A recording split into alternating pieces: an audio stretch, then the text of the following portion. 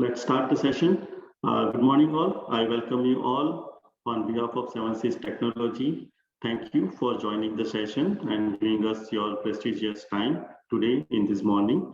Today, our discussion revolves around the data protection successful journey. So we are majorly focusing on the process rather than the products about the data protection. And I would like to hear your comments and I would like to hear your questions. So feel free to ask any questions. My team is also available to answer your any queries and post the presentation as well. You can connect with me anytime, wherever you want it. My name is Sanket. I have more than 10 years of experience in network and security industry. Let's get started. Allow me a moment. I will share my screen and then we should start.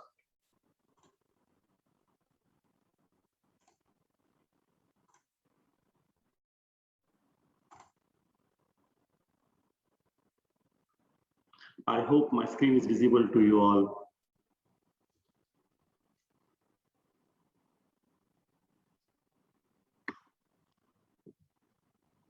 As you all are aware, a lot of data is getting created, and due to the COVID, almost all our users are sitting, outside of our perimeter. They are sitting somewhere at home, somewhere at all the data which was earlier little bit manual, now it has become all digital. Almost 90% of data has been created in these 2 years. Worldwide, research says people are already generating 2.5 trillion bytes of data each day. And 95% of businesses faces a problem regarding the unstructured data, since the data which is getting generated or which is getting created, which is shared, almost all are unstructured. There is no structure around it. So security is definitely gonna get overwhelmed regarding the protection of this particular data.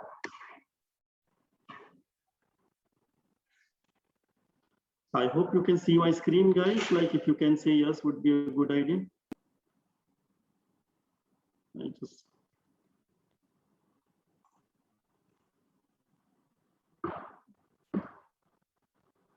Can from panelist anyone can confirm like you can see my screen?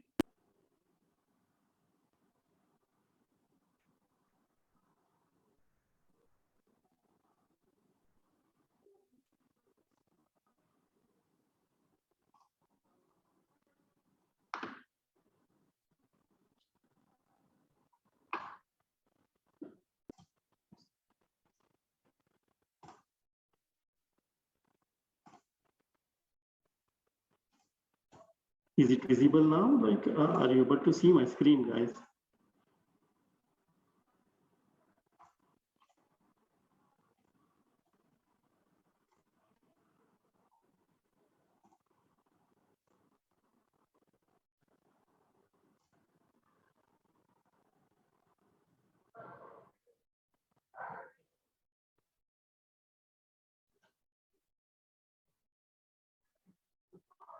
Can you please check now?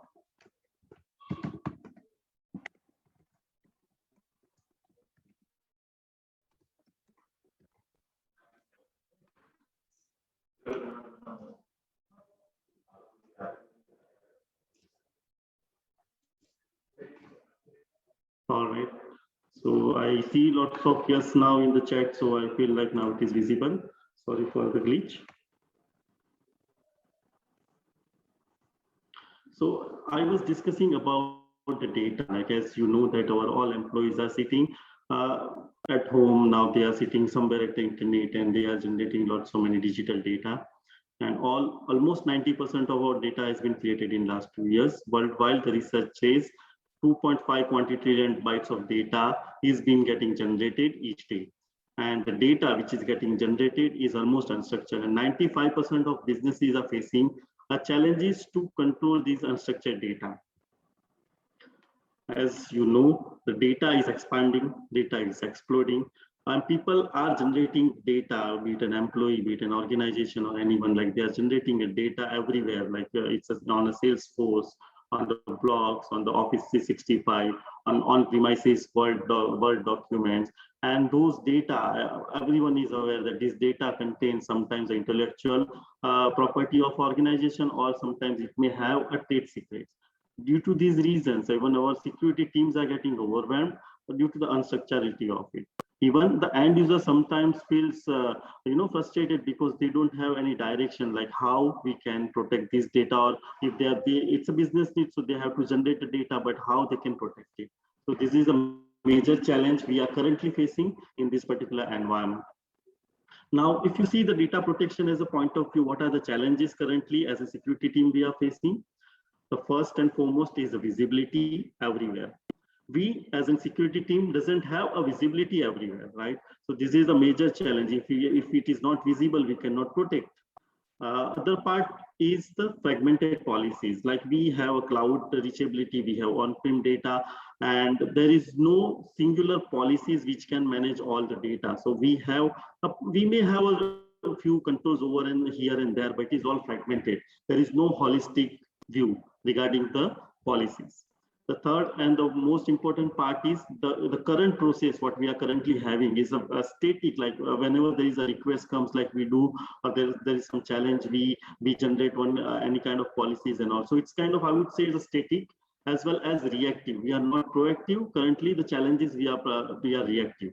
Now, the data is the new oil, right? We have to protect our data. Without protection of our data, our business is at risk. Even if you guys must be aware that even the UAE government is coming up with their own data law. By February 2023, we shall see some kind of new changes in the data protection. So how we can protect, we can overcome these challenges. So to overcome these challenges, what do we need? So we need discovery anywhere, like wherever the data is getting generated, be it a cloud, be it on email, be it on any SaaS application, be it any of the apps, or whether if the users are forwarding the data to USB or printer, we should have first a visibility or the discovery, like this is where the data is. Other thing is there, the second solution, what we should have it is that all the places wherever the data is lying or wherever data is getting movement, we should have a unified policy, which will make a security team's life a little bit easy, and they would be able to control and protect our business data very well. The third part and most important part is that the data policies should be dynamic. It is not something like wherever it is needed. As per the usage, the data policy should get moved here and there. So the dynamism is one of the most important things, and it should be proactive rather than a reactive approach. We should be proactive. Then only we will protect our data. So this is our point of view, like how we should protect the data. Now moving further, like the data protection is just not one simple solution or one simple step. If we take this particular step and we are protected, no, it is a journey, and we should think about the journey very well before we start the journey, right? So today we are going to discuss about this journey itself, right? So we are going to discuss today about this particular first half of the top part of the circle, which is like DLP, data classification, data rights management, as well as the monitoring part of it. Now, before we do anything, the very first step is the discovery as far as the data is concerned. We as a security team should know about it, like what kind of data are we going to protect, like what kind of data currently is there, what is valuable to us, right? And the value of that particular data will vary from the organization to organization, from one businesses to another businesses, because we may come across some kind of legalization with different type of business model. After that, there might be some kind of audit requirements that we have to fulfill as a security team. And for those audit requirements, maybe ISO or maybe some kind of, if we are in the health industry, the HIPAA laws or something like that. So for everybody, the value of data is different. So first and foremost, as a team, as a whole business team, I would not say the security team only, because this particular data protection is not just a security team's role, it's a holistic. So we as a business, we should first understand what is our valuable data. And this is the very first phase of our discovery. And for this particular phase, either we as a business team, all departments together, should discover and get a better visibility and the risk around those data, or else we should hire some data consultancy teams so that they know what is the legality we are falls under and what are the audit terms we are falls under. So they will help us to gain a better risk regarding our data, like this is the valuable data, this is not valuable data, this is how we should protect. So first part is the discovery. Now what? Discovery is done. So just a visibility, getting a visibility is enough? No, right? So now after getting a visibility, we should have some kind of tool or something like that to classify it. So that is where the second step, classification, will comes into the picture. Now classification is done. Now what? So what? So are we protected? No, not really. We don't have still a control over this particular classification. So the third step would be the protection. Once we have a protection, altogether, we now say that, okay, we have some kind of control over the data, but still we are having everything. No, we should monitor it, like we should monitor around those policies what we have created, like what is happening. So this is a complete kind of a journey that we will go through. Now first part we have already discussed that, okay, now we know which is particular data is valuable to it. Now we do know, but now just to know that particular data is protected, valuable to us, is it enough? Not really. Like we should have some kind of tag. If you know earlier days, what we used to do, there is a filing folder system, and we used to some kind of put a sticker over it, like, okay, this is this particular data, this is this particular data, and if this tag is something confidential, what we used to do, we used to put it somewhere in a safe house with the key, and that particular key is with the manager also. Now data is digital, right? So but the process is same. We still need a tagging. So what we need first is a classification. Once we know the value, so what classification will do? Classification will help us to tag the data. Like I am showing over here the example, like the public data, which is like a marketing material, contact information, price list of the consumer. So this is something a public data, just for the example purpose. Then the internal only data, like that only the battle cards, like as a vendor you might have battle cards, some kind of sales playbook, which is for the employee only, right? It should not go out of our employee. Then there might be some kind of confidential data, which should be to certain employees, certain vendors, or some kind of management data. And there will be some kind of highly restricted data, maybe a trade secret of our businesses, some kind of credit card, like if it is a bank, credit card information. So these are the tags, right? So, and these tags are like as per our organization need, we can name it differently, but just for the showing purpose, I'm showing this. So this is how we should tag it.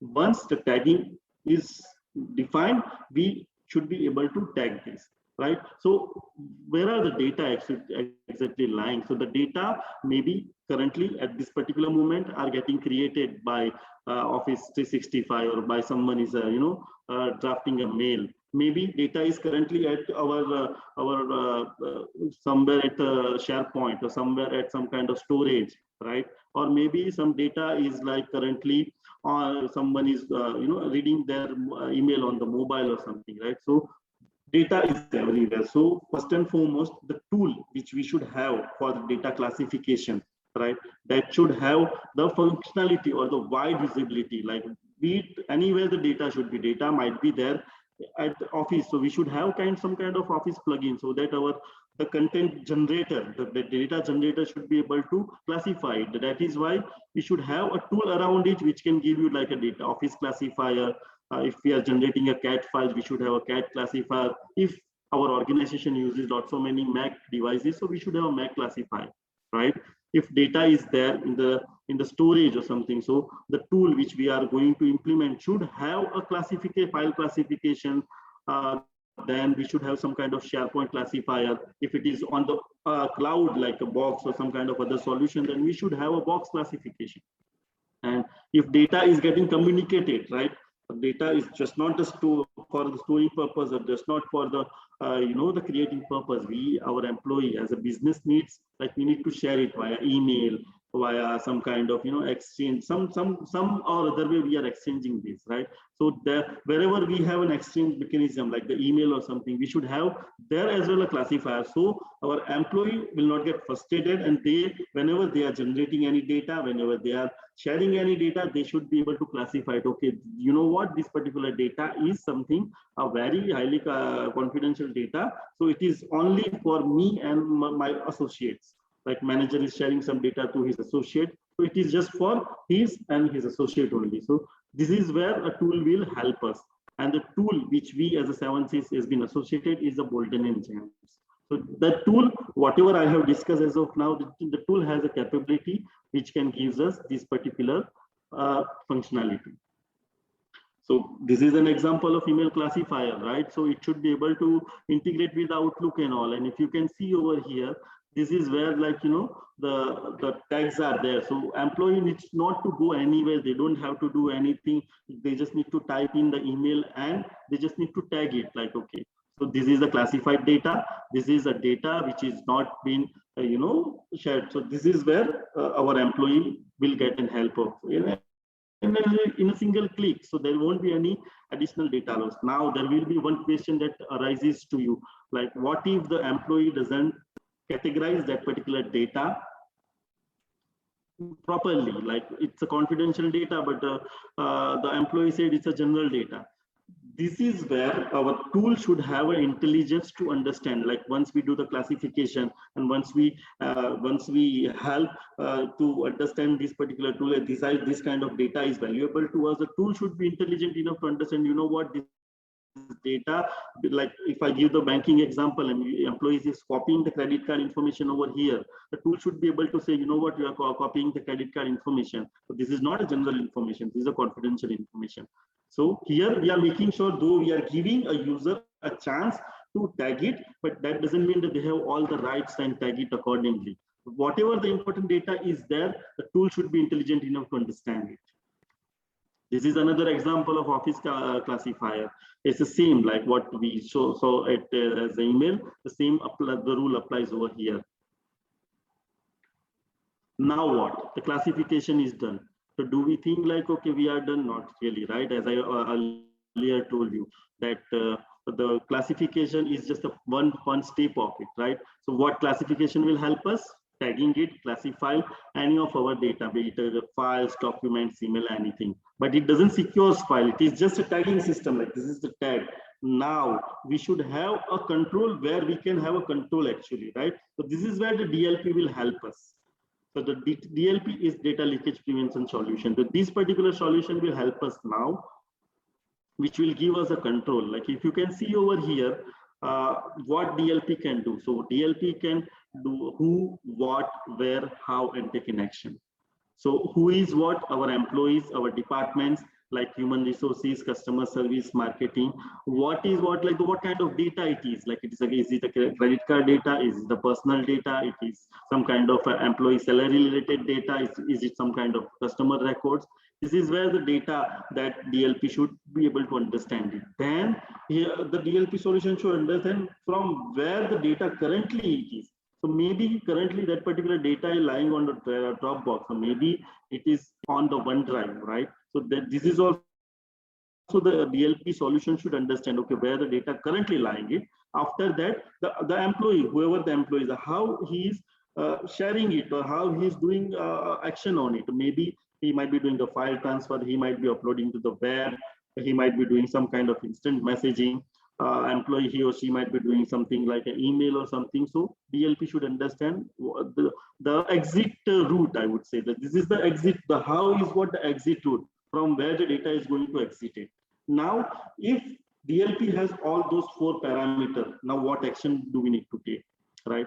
So the action we need to take, it's like confirmation, either block it, either notify to the user like, okay, this kind of data you will, or you can encrypt it, right? So this kind of action we can do. We can even have a notification, we can have an addition. This is how it is. Let's take an example like a human resource employee is having a business data. He's sharing his personal data to our business partner via email. So this is some kind of a legitimate use case for our business. So we need to share this data, but since this is a personal data, it is something like very sensitive data, so we should encrypt it. So whenever it is going on the movement, like whenever it is like going from one email server to the other email server, someone may not be able to do a man in the middle attack and get the data, and they should not be able to view the data, right? So that is where the encryption will help us. So this particular role is DLP, and this particular control any DLP solution should give us. Apart from this, the DLP solution, right? It is a DLP solution, so it should have that discovery functionality. Like this particular data is a highly classified data, and that particular highly classified data, it should do a fingerprinting of this data, what kind of data it is there. It should do a hashing. So these are the mechanism we will make sure the data is not getting altered, right? So the hashing, the DLP should understand. The fingerprinting, it should do it. When we do the fingerprinting, the base part of the fingerprinting is now the user won't be able to copy and paste those data. Like we have a file of credit card information, user thing like this is a data, it's already been classified, it is there in the metadata. But you know what, I am smart, so what I will do, I will just copy this particular data and share it via email. But that particular whole document is been fingerprinted. So even the DLP solution should be able to understand this particular content which is being copied is a part of the confidential data. So this particular user should not be able to share it or maybe upload it somewhere on his personal OneDrive or somewhere. So we should have some kind of DLP technology which can do this. Nowadays, machine learning is another new term. So now almost all the DLP tools which are there available in market, we should always make sure that it has some kind of machine learning, which will gives us two benefits. Like one is the machine learning will do the classifiers, whatever it is there. So it can classify the data as well. Like, okay, these are the tags that we already have it. After that, if some users behavior got changed, so he should be able to understand. Their machine learning and analytics will help us. So if a DLP solution has such kind of feature, then it will be very helpful as far as DLP is concerned. Like this is a solution which we talk about is a Forcepoint, and it has all the options available, like be it a web channel, be it an email channel, be it an FTP, USB drive, anything, printer or somewhere, or maybe the data is in cloud. We should be able to control all the data. So it is the solution is something like it should be wide enough to control all the channels. It is not just for the single channel. If we are protecting a single channel, it is not a proper solution that we have implemented, right? As far as 7CC is concerned, we are currently and we are focusing on the Forcepoint DLP solution. Along with Forcepoint, just to introduce, like we have already onboarded another product as well as far as the DLP technology is concerned, which is the data digital guardian. So we are brand agnostic, like it depends on the use cases and all, we can work along with it. So this is where I just don't want it to focus more on product, but this is how we should see as a DLP. Like if we have a DLP solution, we should evaluate the DLP solution in this way. Like I have these many exit channels. So do that particular DLP solution is protecting or not? If not, then we should think about it, like whether we should implement it or not, or are we going to take it as a risk? Okay, this is not protecting this particular channel, but you know what, my business doesn't need that particular channel to protect it, and then it's fine. This is something we should, when we are doing the evaluation state, we should take that particular step very well, right? This is just for the sample, like how the data location and how the discovery should happen, how the DLP should understand, like what kind of data is there. So if you see the logs and all, the DLP solution will be able to understand from where the data is coming, who is the the employee, what kind of department he is falling into, from where he is sharing his data, everything the DLP solution should be able to understand. And once it is there, you can see the last bottom one screenshot, where it has given a risk score as well. Like, okay, this particular, the activity what the employee does is risky. Like we see some kind of risks attached to it. So our security analysts can focus on those riskiest users first instead of focusing 500 employees or 300 employees simultaneously. It will be very difficult. But the machine learning tool will gives us this, and an analytical tool will gives us this risky particular risky tag, like okay, this particular user is risky. So our analyst can focus on those riskiest users first, and we can make sure that those users are doing is legitimate or not, or if not, we can identify the user, we can educate the user. This is not the way our organization policy is. Our policy is like that, and if it is a malicious user, we can take an action on it. So DLP should be able to help us to do that as well. Apart from this, like okay, now incident has happened. Let's consider some employees doing something. We know like now what's supposed to be done, right? So we should be able, it's kind of a help desk or workflow management. Okay, this incident came in, we should be assigned to someone as a security analyst. If the incident, the security analyst is there, then the same thing should go to their escalation manager as well. If we are working on that particular incident and we notify, okay, this is something, a genuine mistake from the user, we should be able to change the status as well. We should be able to change the severity as well, because the DLP solution will give us a severity, like this is the top 10 risky things that is happening in our organization by so-and-so employee or something, right? So we should be able to change the severity. Then there might be some kind of false, sometimes it does happen that false positives comes in. So we should be able to ignore it. So these all workflow related stuff, like be it you wanted to comment something or you wanted to do something, the solution which we are going to implement, a DLP solution should have all those actionable incident workflow management solution. So whenever we are, when you are doing any evaluation for the DLP solution, please keep in mind that you should see these as well, because this will help your SOC team. If you don't have a SOC team, like your security analyst only can be able to do something justice on this particular incident. So please feel whenever you are evaluating, please keep in mind those points as well. And we have on-prem solutions, we have cloud solution. So now there are lots of many applications which is there in cloud, isn't it? Like Office 365 is there, someone is using Google, someone is using Salesforce, there are Oracle Cloud. So we should be able to protect not only our physical on-prem data, but we should be able to protect our these as well.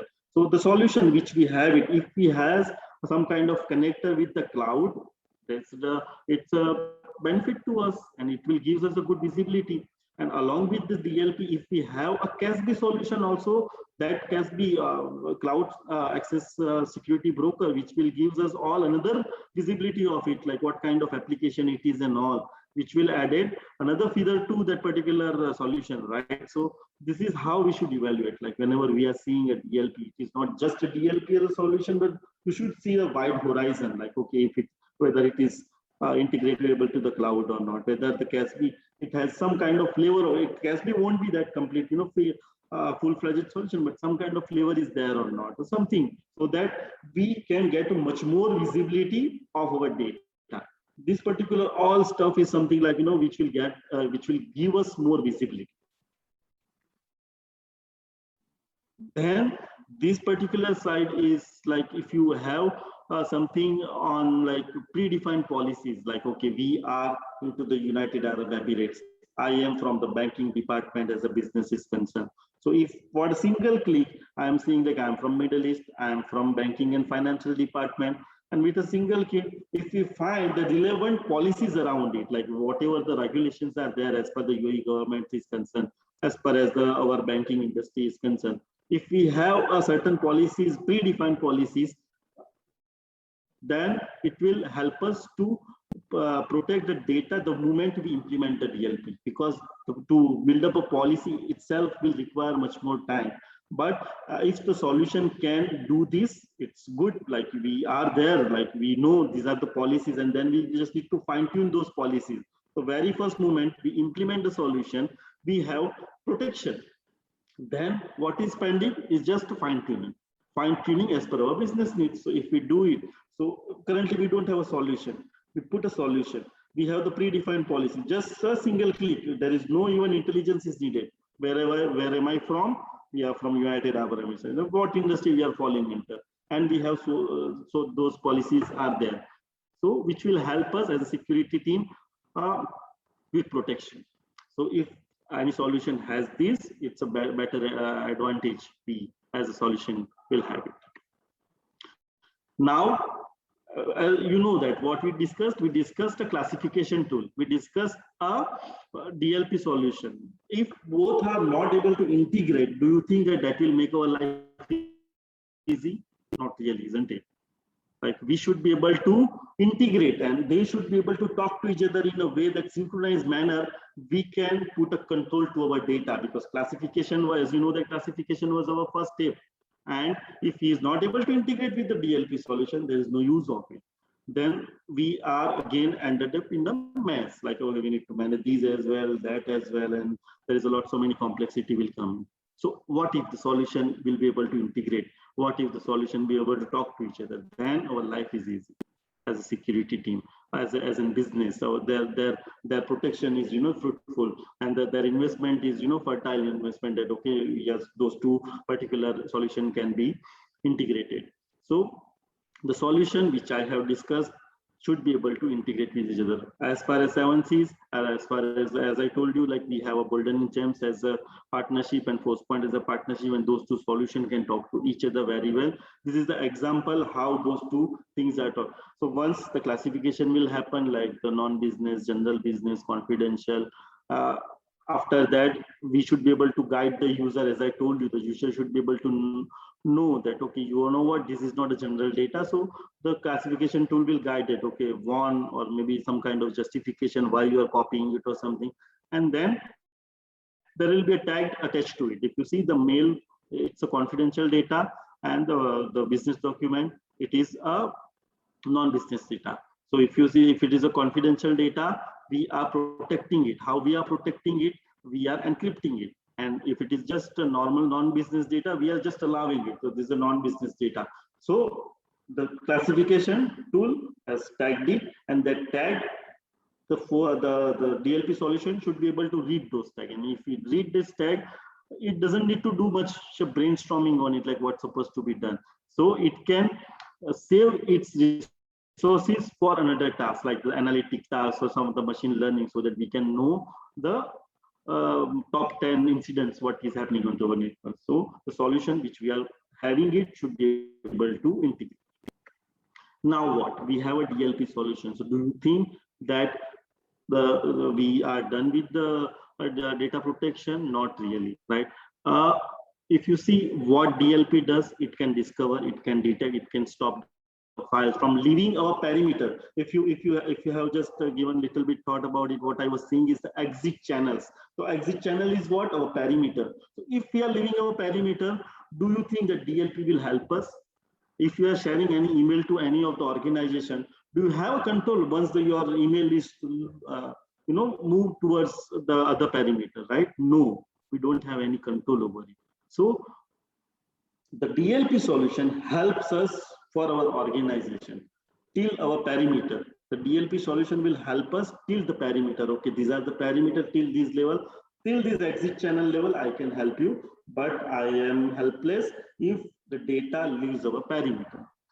But what if our business needs is that we need to share our data to our third-party business collaborators or some kind of business partner manager or someone like that. So of course, the confidential data is a business need that we need to share it to him, right? As a business, other businesses. But we know DLP solution will not be helpful. So what is the solution that will helpful? Here, we should implement, if we have such kind of use cases, we should implement digital rights management solution, right? So just think about it. If your data is going beyond the perimeter, you of course needed the classification. Of course, you need the DLP.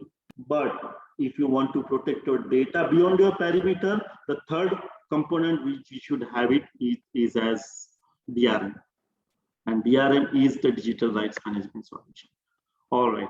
So this is what DRM should be able to do, like who, what, when, where. Now the question will arise, the same thing DLP does, then what it does extra. If you know, DLP also does it, but DLP doesn't give us a after parameter control, and this particular part will give us a after parameter control. But again, the who will be having a proper granular policy making. Like whenever we have a granular policy making, I'll give you an example what I meant by the correct granular policy making. So the solution will be able to do these granular policies. After that, what rights they should have it. Like if someone is sharing a data to me and I am a third party for him, so what kind of right I should have? I should be able to just read it, or whether I should be able to download it, or whether I can share it to my colleagues as well. So such kind of rights you can definitely give it to. So this will protect, right? Okay, if I can just view it, so I will just view it. I cannot do anything, no copy, no paste, no nothing. Like just view. This is for your information. Finish it. Of course, we can even give a time limit. Like if you have some kind of this particular data, Sanket can do only for 2 days or 3 days. We can definitely do that, right? So confidential data is there, and you are sure this is just for one-time use. Once the use is there, there is no longer Sanket needs this particular information, then we can revoke it, right? So that is where the time period will help us. Like, okay, Sanket can see for 7 days or maybe 2 days, or he can use this particular document for 3 days, right? So not only for our organization, for our third party as well, this parameter will help us. And downloading as well, like if you wanted to do where they can do it, like, okay, if he's like, we may have some kind of share folder between our partner and this thing, and we just wanted to make sure that only on that particular shared folder, the activity happens. He should not download the data to his personal on drive, but he can download that shared somewhere, right? So if we have certain kind of these things, DRM will help us to do that as well. Like, okay, Sanket, though it's a third party, he can download the data, but he can download the data only here, not in his personal. So we still have a control over it, isn't it? The solution, any solution which we have it, we should see like these are there or not, right? So as I told you, this is an example of the granular policies. Like, okay, some kind of documentation is there. If you see it's a sales revenue document, what you can do. So there are 2 recipients, we have put it over here. And what he can do is like just a tick mark. Okay, he can read, he can edit, he can print whatsoever more. And if there are any more action we want to take, we can take it. And this is where the advanced permission, this is where the time limit will come up. From where to where. Or if we know that he is accessing from these IP only, we know the organization IP, we may even say, okay, he can access from these IP. So such kind of control we can do. Expiry, such kind of control we should be able to have. Right now, it should be easily define those policies. Like we should be able to define that particular policy very easily. So we should have some kind of plugin on email, like wherever we are sharing it, the plugin is there, and there just tick mark those rights and just forward the data. Right now, what kind of methods we wanted to have it when it comes to the file, right?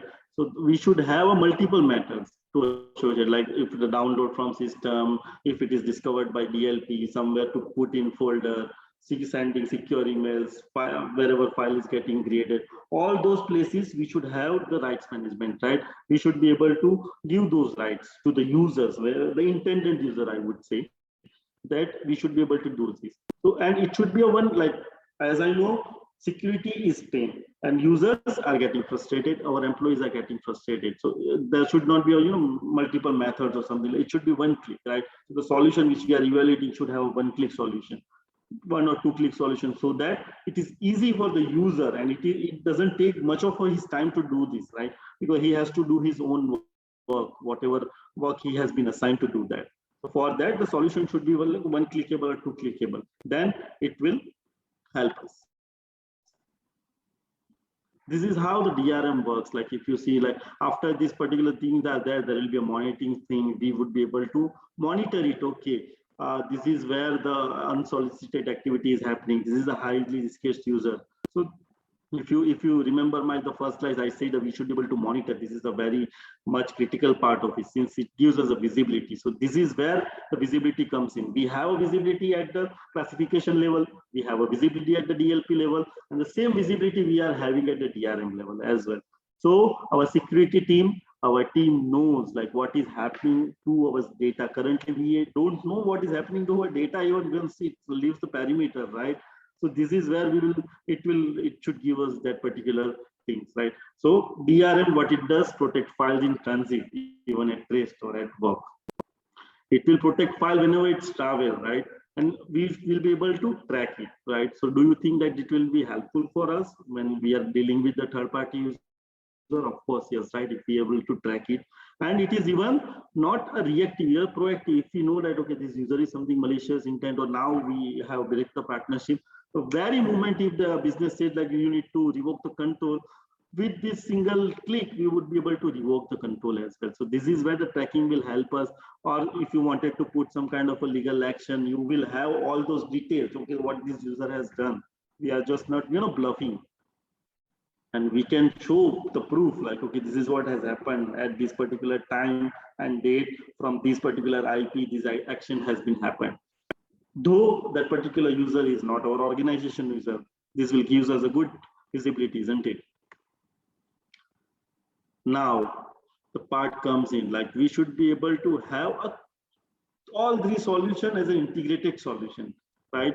So like be it a classification, be it a DLP and be it a DRM, they should be talk to each other internally so that we have a fruitful, like, it's like a proper solution of a castle with complete solutions, protection solution, right? And we can little bit automation. If secret tag is there, what DLP should do, what DRM should do. If they are talking to each other, we as a security team, it's like, okay, it's a secret tag came. So we have already defined policy. For the secret tag, only limited user. What is the action on the DRM we should give? We should give the view only, right? So if we have all those three things talking to each other and integrating together, our life as an policy maker would be easy, right? So one step, when the thing is done, yes, we have this. Like, okay, this is what we need to do, which will save our time, and that particular saved time we can use it for our incidents. We can use it to our other parts, like the policy management is just not the part that as a security or IT team we should do. Like, yeah, we should be proactive. When we are free from such kind of administrative tasks, then only we'll be able to proactive, right? So this, any solution should be able to do that. Yeah. This is again the use cases of DLP, like, okay, just use cases I'm showing, the one which I'm discussing as of now is like, okay, user has created a file, DLP will scan it, the keyword pattern, okay, whatever it is that, and then we should be able to, and policy violation, what DRM will do. This is just the integration path I have just shown. Now, this is a slide where we discussed about the DLP as well as the DRM, like what DLP can do and what DRM can do, because this is something, between them, it's a very fine line. A lot of organization, even as in team, if you wanted to justify to our business, like, okay, we need this particular solution. So business, of course, will have what is the use case or business case. So that is where this particular slide will help us. What DLP can do and what DRM can do. As you know, DLP can do scan all the documents contain keywords, patterns, fingerprinting, even the OCRs, right? The image part. It prevents sensitive data from the perimeter. After the perimeter, once the data leaves the perimeter, we don't have any control over it, right? And we have a logging. That is what the DLP does. And what does the DRM will help us? It gives us a granular usage control. As I told you, the right permission, view permission, edit permission, that DLP cannot do that. Second thing, we can restrict or revoke access. That also DLP cannot do that, right? And it can protect the data wherever it is. DLP also does it. Here also we can do that. What it will give us? It will give us to allow authorized user, external users, I would say, to access our sensitive information. Since we are sharing those sensitive information to our external users, other benefit what we will have it from the rights management is we'll be able to track it. We will be able to audit it, even it is beyond the enterprise. So this is where the DRM will help us. And here I would like to conclude my presentation. I hope this particular presentation is fruitful Now, feel free to ask any question. I would like to hear it from you, like any questions arises or anything that you would like to, clarification.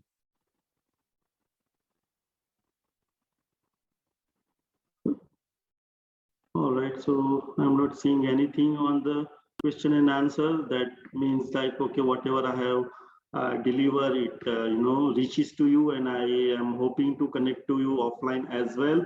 I hope this particular session is very much informative, and whenever you are and wherever you are at your journey, I would like to, help you somewhere. So anywhere, and feel free to connect to me over the LinkedIn, or you will be having my email address and the mobile number as well. So feel free to reach me out anytime.